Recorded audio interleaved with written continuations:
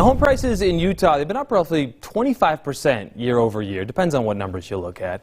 But apartments are seeing rent spikes as well. This might be totally obvious to folks out there, but there's so many people facing their lease renewals right now. They are getting shocked by these new terms. Tonight we spoke to one man who says he's left with just one choice. I figured I'd move out here and try to get a dream job out in Silicon Slopes. When Matt's parents passed away, he says he wanted a fresh start, so he left the flat landscape of Missouri for the majestic peaks of the Rocky Mountains. The surroundings around us, you don't see that in Missouri.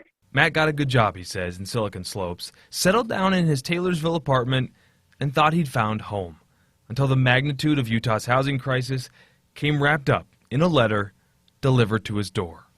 I was devastated. Matt learning his Taylorsville apartment would soon cost him an extra $310 a month, just in time for the holidays, and just enough that he says it's time to leave. It's hard to give up. It's going to hurt. As he plans to head home to Missouri where he can work remotely, it's important to note Matt's story is not unique. Frankly, the problem with apartment pricing is supply. We just don't have enough supply. If we had more apartments and homes, the prices would not go up as fast. Paul Smith is with Utah Apartment Association. He says the state needs another 55,000 units to keep up with demand.